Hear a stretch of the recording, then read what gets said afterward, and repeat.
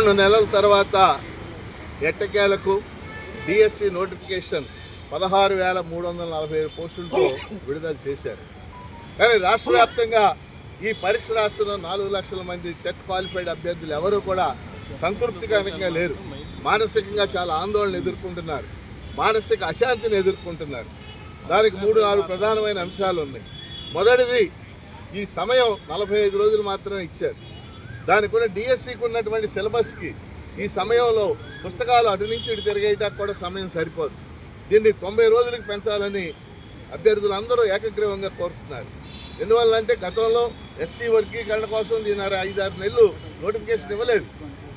ఇప్పుడు ఇంకో 45 రోజులు అదనంగా ఇచ్చిన వల్ల పోయేదేమీ కూడా లేదు. అందువల్ల సమయం 90 రోజులు అంటే ఇంకో 45 రోజులు కూడా ఇవ్వాలని అభ్యర్థులు డిమాండ్ చేస్తున్నారు. రెండవది, వయో పరిమితి. డిఎస్సికి 2018 44 ఏళ్ళు, ఇప్పుడు కూడా 44 ఏళ్ళే ఇచ్చారు. 2018 నుంచి డిఎస్సి ఒకటి కూడా రాలేదు, 7 ఏళ్ళు గడిచిపోయింది. అనేక మంది అభ్యర్థులకి వయో పరిమితి మించిపోయింది, వాళ్ళకి ఏజ్ బార్ అయిపోయింది. అందువల్ల వయో పరిమితిని 47 ఏళ్ళకి పెంచాలని మేము కోరుతా ఉన్నాం. 47 ఏళ్ళకి కనుక పెంచితే ఎస్సీ ఎస్టీ అభ్యర్థులకి మరో 5 ఏళ్ళు, బీసీ అభ్యర్థులకి 5 ఏళ్ళు రావడానికి అవకాశం ఉంది. చాలామంది అభ్యర్థులు ఆ వయో పరిమితి దాటిపోయి టెట్ క్వాలిఫై అయినప్పటికీ ఈ పరీక్ష రాయలేనటువంటి పరిస్థితి ఏర్పడింది. మూడోది, ఈ పరీక్ష ఆన్లైన్లో జరుగుతుంది.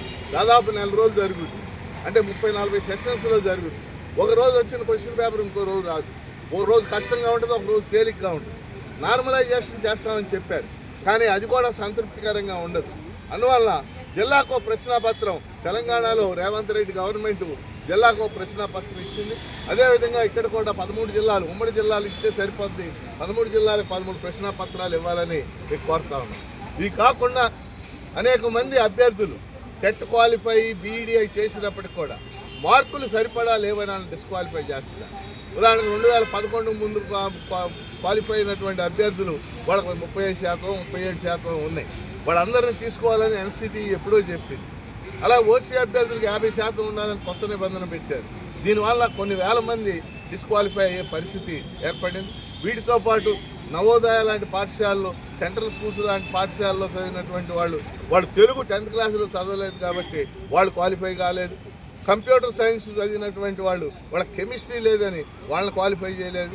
ఇలాంటి వాళ్ళు చాలామంది ఉన్నారు. అందుకే మేము చెప్పేది ఏంటంటే 4వ అంశంలో ఎవరైతే బీఈ డిగ్రీ పూర్తి చేసి ఎవరైతే టెట్ క్వాలిఫై అయ్యారో వాళ్ళందరికీ కూడా డిఎస్సి రాసే అవకాశం కల్పించాలని కోరుతున్నాం. ఈ 4 అంశాల మీద కూడా లోకేష్ సమయాన్ని వెచ్చించి అభ్యర్థులతో చర్చించి నిర్ణయాలు చేయాలని మేము డిమాండ్ చేస్తున్నాం.